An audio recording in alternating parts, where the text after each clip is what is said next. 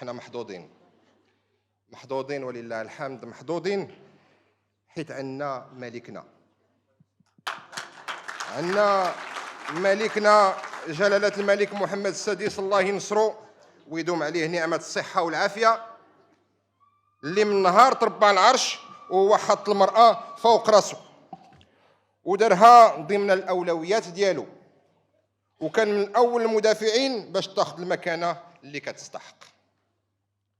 وقدامي نماذج كثيرة، لاله أمينة بن خضرة تبارك الله عليها،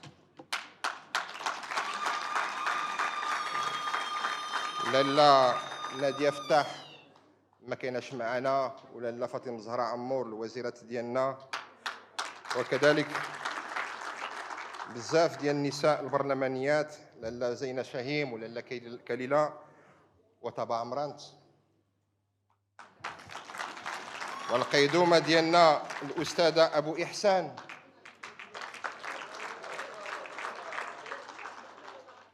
ولاله أمينة أبو عشراوي فين كاينة؟ مشات تنتات الأستاذة ديالنا لميا المديرة الجهوية ديالنا ديال الصحة تبارك الله عليها مفخرة ديالنا، وبزاف ديال النساء في موقع المسؤولية. وأكيد أن النساء غادي يكونوا من أول المدافعات على المرأة المغربية، حيث ما كيحس بالمزود غير اللي مخبوط به.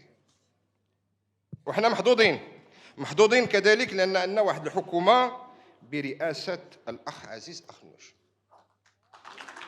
اللي واخا هذه الحكومة تلقات مع الأزمات ومع الكوفيد والجفاف والغلاء ديال الأسعار والحروب في العالم، كيدير مجهود كبير. وهذه الحكومة كتواجه كل التحديات بكل جرأة ومسؤولية، وما يمكنش نغطيو الشمس بالغربال. الله يعاونهم ويعطيهم القوة.